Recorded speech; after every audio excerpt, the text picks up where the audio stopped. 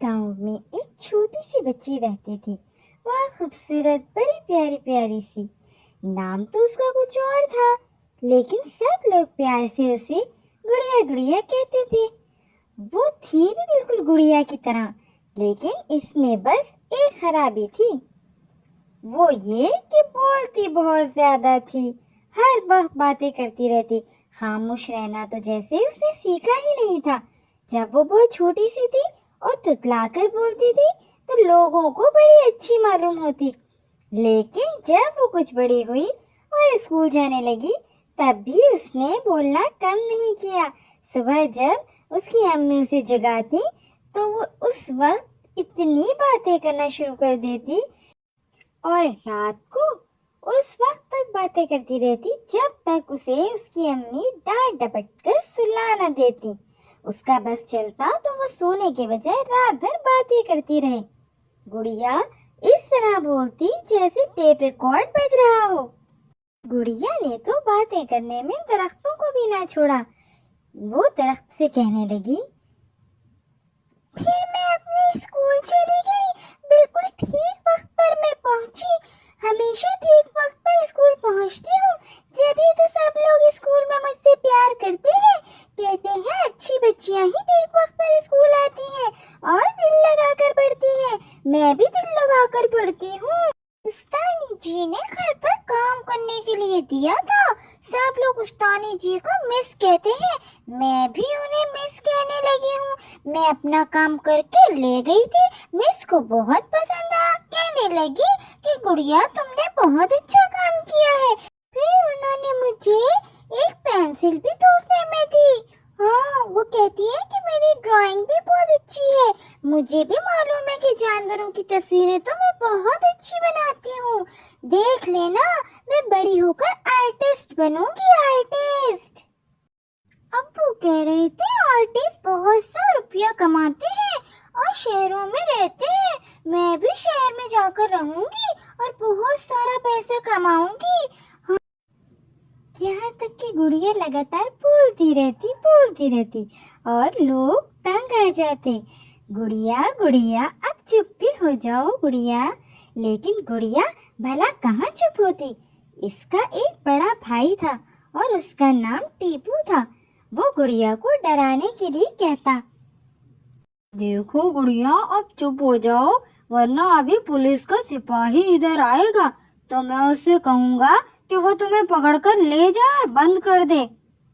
गुड़िया बोली, भैया आप भला पुलिस वाले को क्या जाने, सिपाही तो मेरा दोस्त है। परसों ही स्कूल जाते हुए वो मुझे रास्ते में मिला था। मैंने उसे सलाम किया, उसने भी जवाब दिया। फिर मैंने उससे बातें करनी शुरू कर दी। वो मेरे साथ स्कूल तक गया। मुझे मालूम है वो तो अब्बू से मिलता है। शायद अब्बू का दोस्त है। आपके कहने से वो मुझे क्यों पकड़ने लगा? वो तो वैसे भी बहुत अच्छा आदमी है। हाँ, गुड़िया को डराने के लिए टीपू ने ऐसा कहा। चुप रहो, ज्यादा बोलना कानून के खिलाफ है। तुम बोलती बहुत ज्यादा हो, इसलिए सिपाही मेरे कहने से तुम्हें पकड़ लेगा। नहीं पकड़ेगा तो मैं थानेदार से कहूँगा, वो मेरा दोस्त है। अच्छा, तो आपको कानून मालूम है?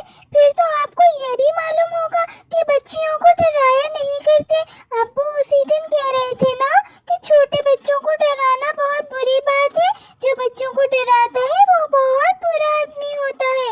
पुलिस तो बुरे आदमियों को पकड़ती है, मुझे क्यों पकड़ेगी? मैं तो बहुत प्यारी सी बच्ची हूँ, मुझे तो सभी लोग प्यार करते हैं। गुड़िया की बातों से तंग आकर टीपू भी खामोश हो जाता।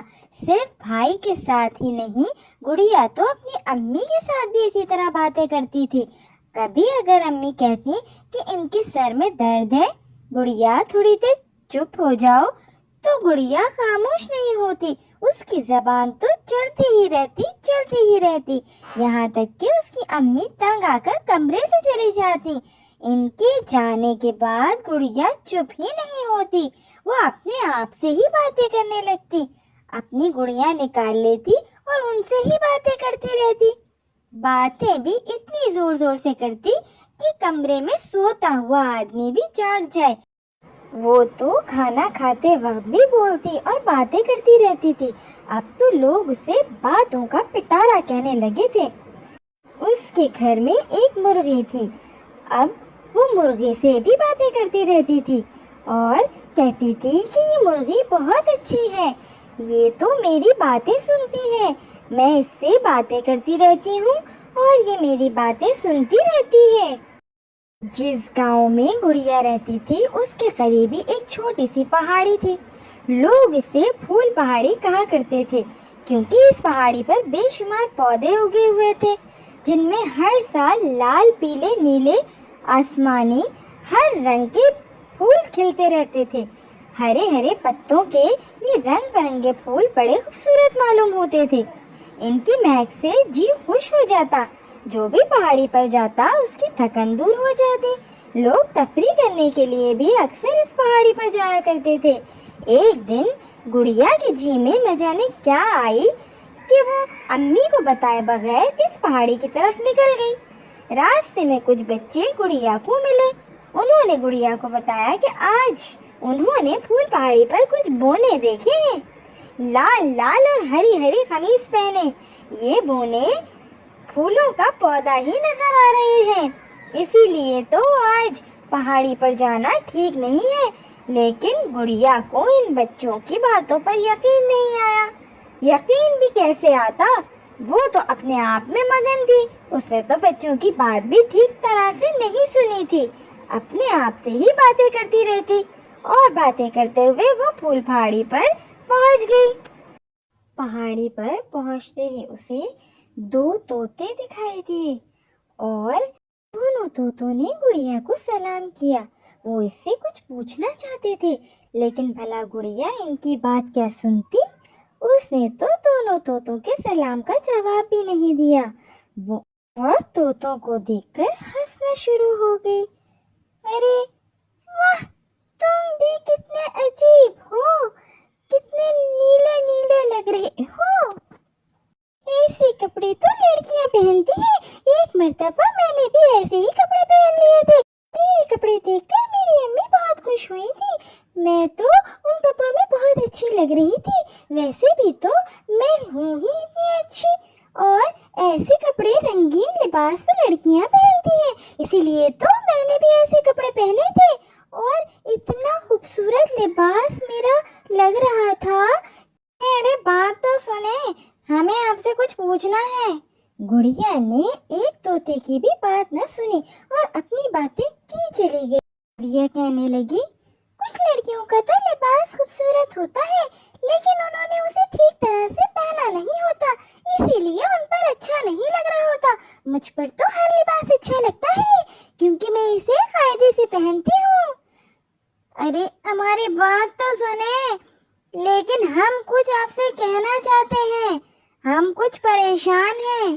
ارے ہمیں آپ کی مدد کی ضرورت ہے. آپ ہماری مدد کیجیے, خدا آپ سے خوش ہوگا. گڑیا کو تو صرف اپنی آواز پسند تھی.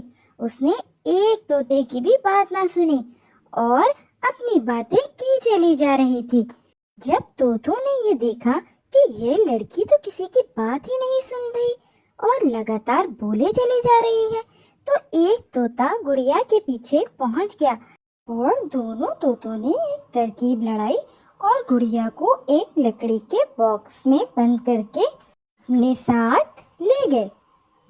ماجرا کچھ یوں تھا کہ دونوں طوطے اپنے مالک کے لیے ایک باجا ڈھونڈ رہے تھے. ان کا مالک کافی بیمار رہتا تھا. باجا سن کر اس کے مالک کا دل بہل جاتا, لیکن گڑیا کی صورت میں انہیں ایک ایسا باجا مل گیا تھا جس میں نہ کوئی سیل ڈالنے کی ضرورت اور نہ ہی کوئی چابی گھمانے کی ضرورت. دونوں طوطے گڑیا کو باکس میں بند کر کے اپنے مالک کے پاس لے کر پہنچ گئے, لیکن گڑیا ابھی بھی مستقل بول رہی تھی. تم لوگ مجھ جیسی پیاری پیاری لڑکی پر اتنا ظلم کر رہے ہو. میرا کوئی قصور بھی نہیں ہے. میں نے تو تمہیں پریشان بھی نہیں کیا, پھر بھی تم لوگ مجھے ستا رہے ہو. دیکھنا موقع ملتے ہی میں بھاگ جاؤں گی اور اپنے ابو سے تمہاری شکایت کروں گی. پھر وہ پولیس لا کر تم سب کو گرفتار کریں گے. دیکھنا تو तुम्हें कैसी सजा मिलेगी, खूब मार भी पड़ेगी, तुम रोओगे, लेकिन मैं सिपाही से कहूंगी कि इन्हें और मारो, इन्होंने मुझे बहुत परेशान किया था। तुम्हें नहीं मालूम, सिपाही मुझे जानता है। गुड़िया न जाने और क्या क्या कहती रही। तुम लोग अगर ये समझते हो कि मैं इस संदूक में रहूंगी तो तुम गलत सोच रहे हो। मेरी अम्मी और अब्बू मुझे तलाश कर रहे होंगे, वो जल्दी पुलिस को लेकर आ जाएंगे और तुम सबको गिरफ्तार करा देंगे। और मेरा भाई टीपू, वो भी मुझे ढूंढ रहा होगा।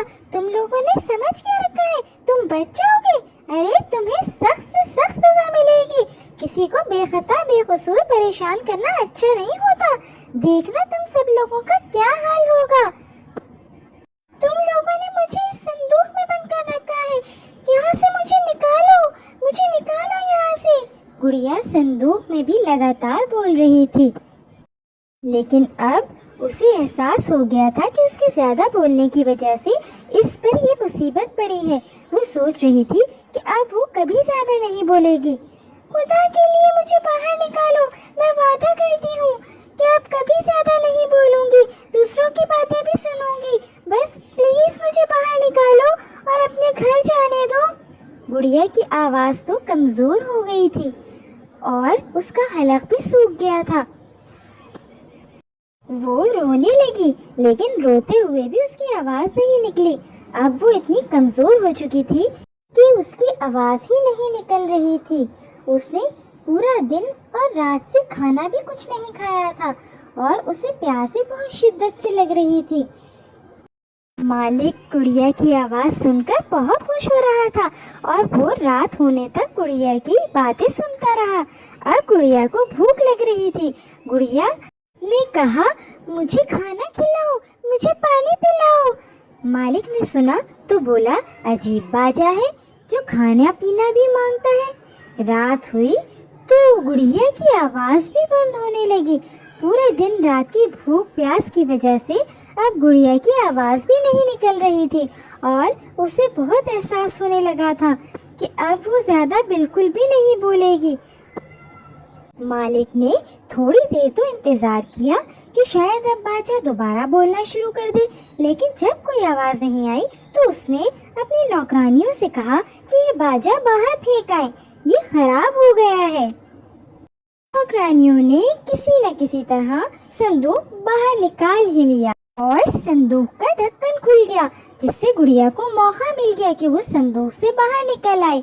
24 घंटे की भूखी प्यासी रहने से वो बहुत कमजोर हो गई थी, फिर भी ये उसके लिए बेहतरीन मौका था। वो संदूक से बाहर निकली और हिम्मत करके भागती हुई घर से बाहर निकल गई।